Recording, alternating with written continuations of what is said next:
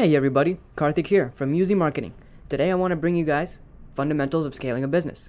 It's a very interesting topic and I love talking about this and I love reading about it and I love hearing about it from other entrepreneurs and other successful people because this is a very awesome topic. Because not only is it just an awesome topic, but like if you think about it at its core, that's what every entrepreneur wants to do, or most entrepreneurs. That's what they want to do. They want to have a business that is scalable, that runs itself, and is able to handle all the day-to-day operations so the business owner can kind of step back and kind of do other things, not necessarily take vacation. I mean, a lot of people have that dream too, to kind of retire and have a business running itself. But a lot of people that I know personally and a lot of entrepreneurs that we have in our network, what they want to do is build their business and continue growing their business while the business runs itself. So basically having a system that's constantly running, the engine that's constantly running, and them making key decisions on improving the business. If you look at some of the major entrepreneurs in the world, right? And everybody knows these big names. I'm going to name Jeff Bezos. You know that name. Elon Musk. You know that name. Mark Zuckerberg. You know that name. They're actually doing very big scale things to impact the business that they're involved in, while the business itself, the day-to-day operation, is running by itself.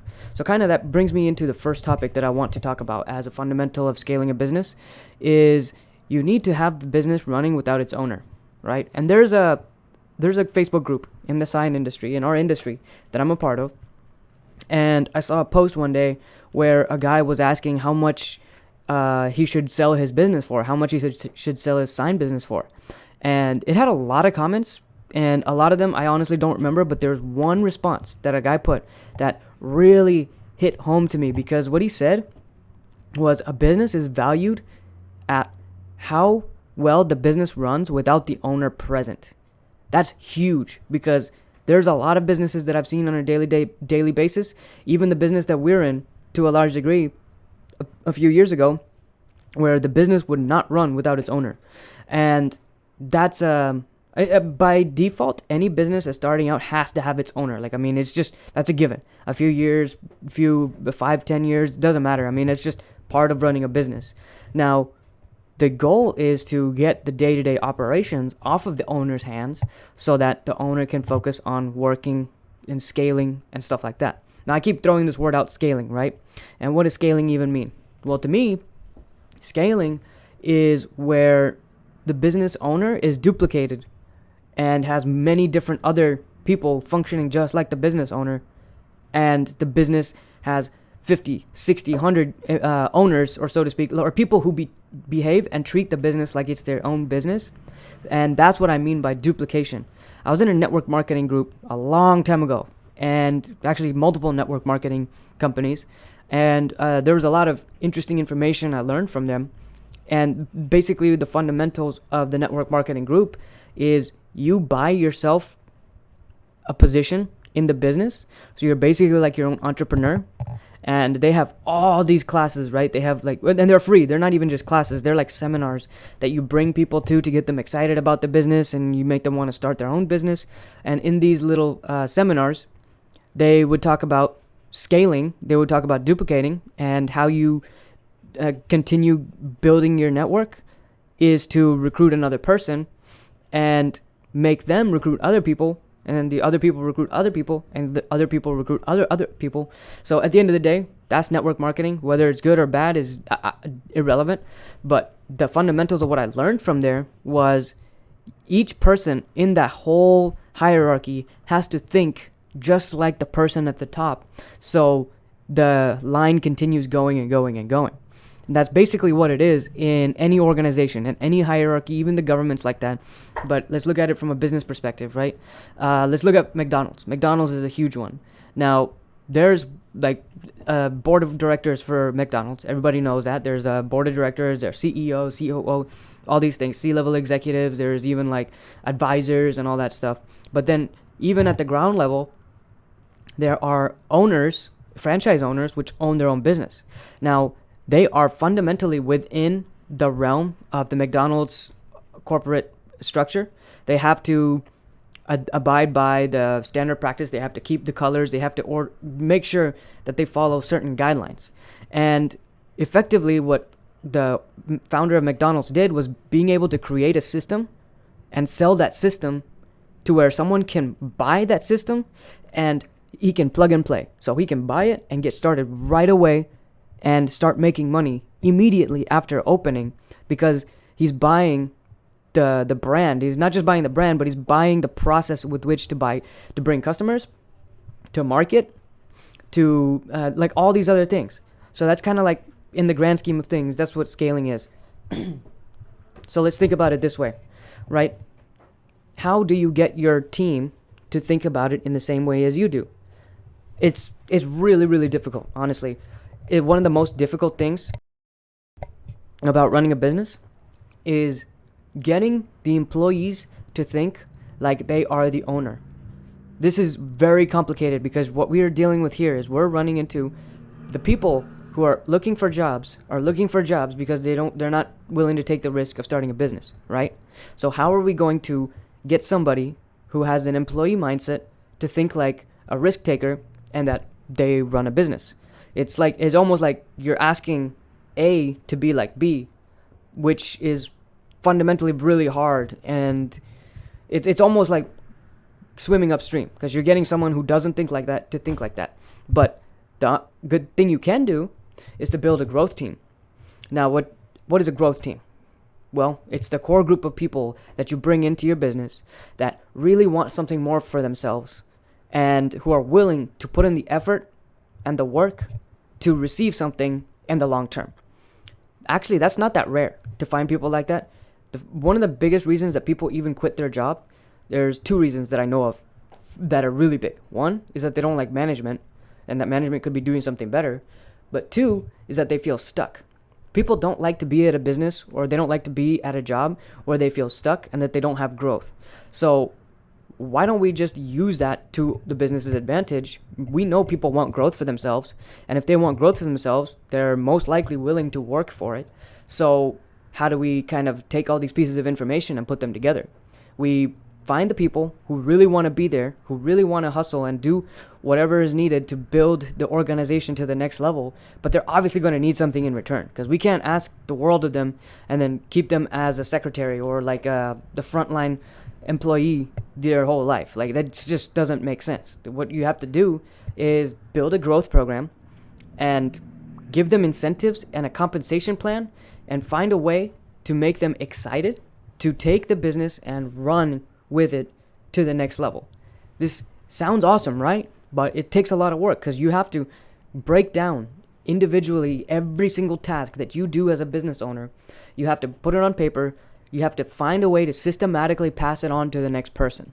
And I'm talking about everything from talking to customers, to handling issues with customers, to doing the jobs themselves. Like, let's say you're in the pressure washing industry, right? And the reason I use pressure washing industry as an example a lot is because a lot of our customers are from the pressure washing industry. This is going to be the same for the lawn care industry as well. So if you're in a different industry, you'll probably still have this same experience and you'll be able to relate, but we'll go with this service-based industry right now as an example.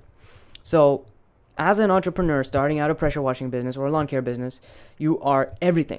You do everything. You do the customer relationship building. You even go out door to door finding sales. You put out yard signs. You put out door hangers.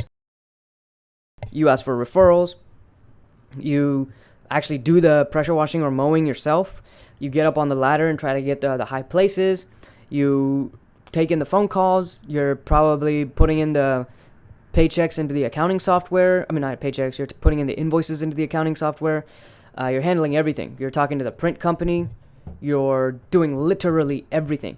Now, I've seen it time and time again. Even one of my best friends to this day, he runs a concrete business in Seattle, Washington, right? He's been doing concrete since he was very young. He's got his own concrete business since like 5 years ago. And he's reached a point where the business cannot run without him. He took a vacation to come down to Houston to hang out with me and my family for a little while. And his business was almost struggling without him because he was handling all the customer relationship building. He was managing all the jobs, like being there on the site to make sure the jobs run by themselves. And I had a wonderful conversation with him. I had an inspiring conversation with him because I remember when our business was just like that. The business wouldn't function without the owner. And without the owner, like, everybody would freak out. Like, oh, where did he go? How do I do this? How do I do that? How do I do this? So what he did was he imparted all this knowledge, and he gave me the knowledge and the freedom to kind of explore and understand the business to its core. And every time something happened, I would run to him and be like, hey, there's a problem with something. And he'd be like, well, what do you think we should do about it? And I would be like, I don't know. He'd be like, well, you got to find something about it. And I'm like, okay, I will. And the reason that I did that and I was so willing to do that is because I knew I wanted more for myself. I didn't want to be an employee for my whole life. I knew I wanted way more. Okay. So I took that and ran with it. And now I'm doing the same with the other people in the business.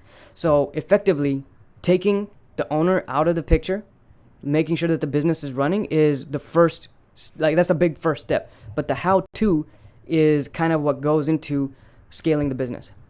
Now, so I talked about scaling a business by running without its owner and also building a growth team, right? So here's a question.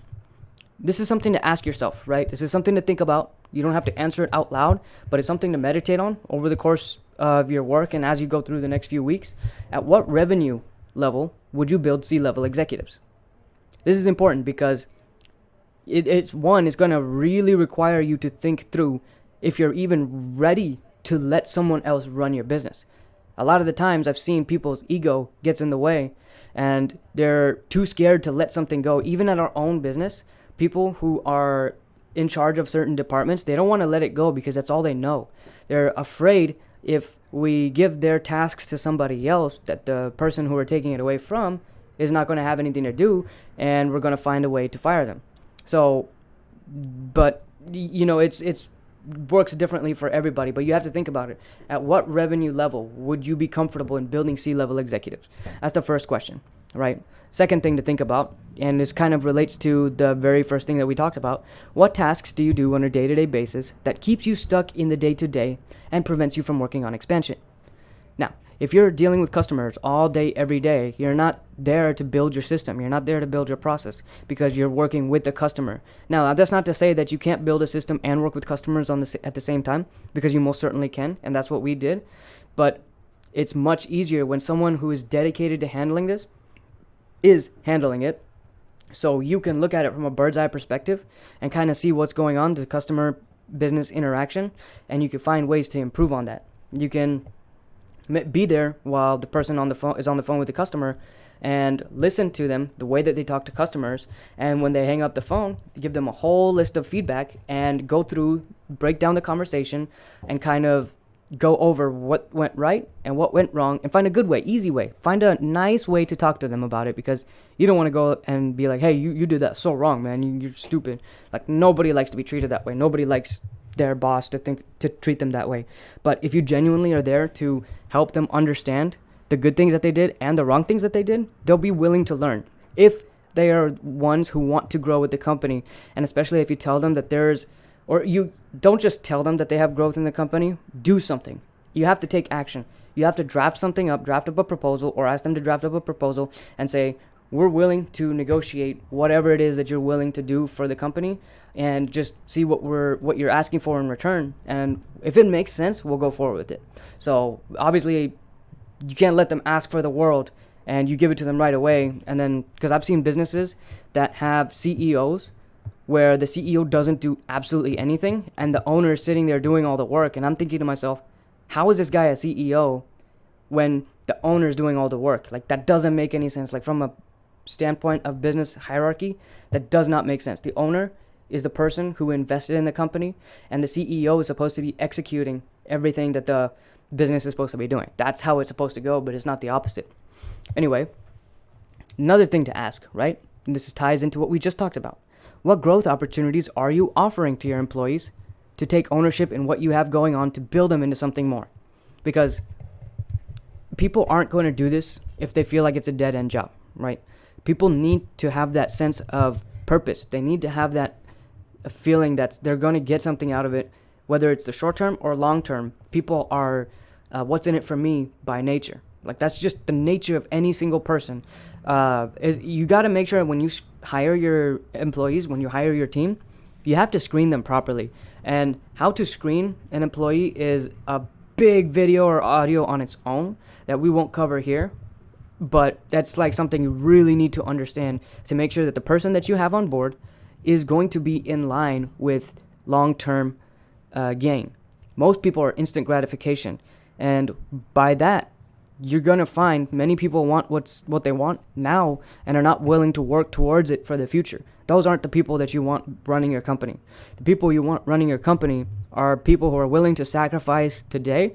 They're willing to put out their efforts, all their efforts today for the promise, or maybe not even a promise, for the risk of gaining something huge in the future.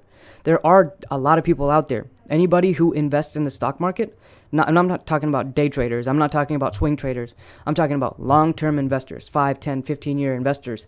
Like, if you invest in the stock market and you keep your money in the market diversified over the course of 10 years, your money, more likely than not, there's a 90% chance it's going to exponentially increase. And the only other 10% chance that it won't exponentially increase is in case all of the investments a person makes is in losing companies, and there's a possibility that's just the risk involved in long-term investments. Same thing with this. I'm willing to take the risk of giving every single thing I have to this business that I don't know whether it's going to succeed or not, but there's a possibility that I'll end up getting to run it, and then some, and then even more. Like, that risk is so exciting to me. I was willing to run headfirst into it, and I did. And we're doing well with the company, and there's so much more growth that we can do, and there's so many problems that we see that we can face and overcome that excites me on a daily basis. Like, every single problem that we have on a day-by-day basis excites me because it's another thing we can tackle and another thing that will set us up as a company that is succeeding in the market. So that's exciting. There are people like me out there. There's a lot of people out there who are willing to take on the risk for building something and having something to call their own. Another thing to think about. When making investments into your business, are you investing in the system or are you investing on the day-to-day improvements? So if you're talking about day-to-day improvements, right? If you invest on day-to-day improvements, what long-term value are those investments providing, and how long would it take for the investment to pay off? Let's talk about this example, right? Let's use a pressure washing or a lawnmower example again. When you buy something or when you invest something into the business, are you investing in the equipment or are you investing in something else that would improve your system or efficiency? So let me give these very basic examples, and I don't know the industry very well to properly say this as if I knew it, but I'm just giving that disclaimer. It's just an example for the sake of example. Let's say you buy an expensive lawnmower, right?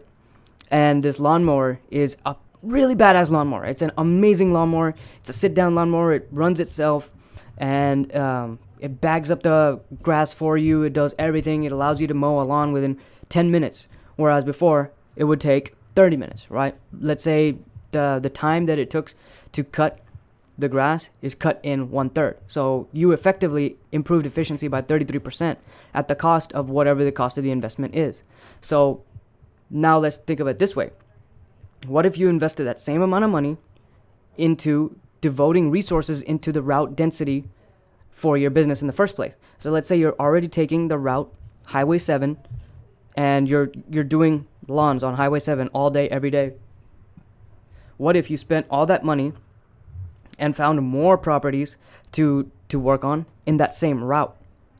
If you took that money to invest in the marketing and you put a salesperson to go knock on those doors and you get more customers in that area, then effectively what you did was you took that same amount of money that you would have spent on a lawnmower, but you invested it into building your route denser. So it's the same amount of money, but now you have more properties in a single neighborhood or in a single area, so you can actually do more houses because you're not spending so much gas going back and forth all across town trying to get to all these different areas. So you basically have the same net result, but the advantage is with the new dense route, there are long-term results. Like, you're getting paid back over and over and over again because you got these customers that are residual.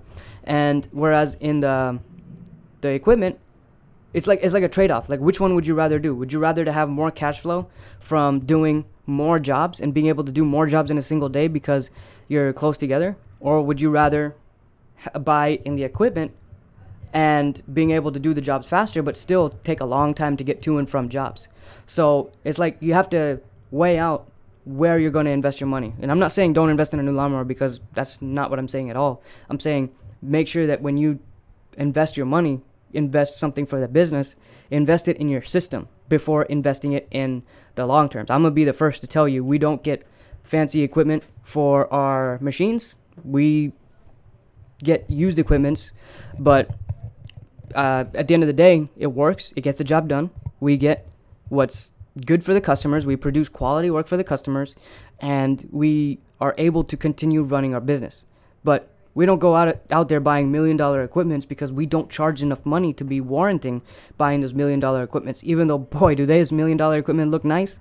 I look at those and I'm like, wow, this looks like something out of NASA or something, or like a space station, because they're just beautiful pieces of equipment. But we have no business getting those because our margins just aren't there. Maybe in the future, maybe there are going to be a time when we get those nice equipments where we can be proud. But until then, we're focusing all of our investments on the business, getting customers. We're finding ways to make sure our customers are happy and building those systems. In the long run, in the grand scheme of things, 5, 10, 15 years from now, then we'll buy the equipment that will run itself. So it's a different way of looking at things, right? So another thing you can invest in is still in the terms of being in the system is follow-ups. There's a lot of companies that do not follow up with the leads that they get. There's a magic number. It's between 5 and 7, depending on which resource you stumble onto on the internet. Some people say 5 touch points. Some people say 7 touch points. Depending on which place you want to go, let's just average out to 6, right? There's 6 touch points that a customer needs to see you or hear you, or they need to be in contact with you 6 times in order to make that purchase. With that information, if you consider 6 touch points to be the golden number, are you reaching your customer 6 times? Are your salespeople following up 6 times to a customer to get either the no or the yes?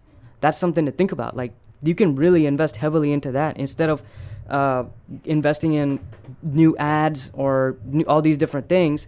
Are you finding ways to follow up with your person 6 times until you hear a yes or a no?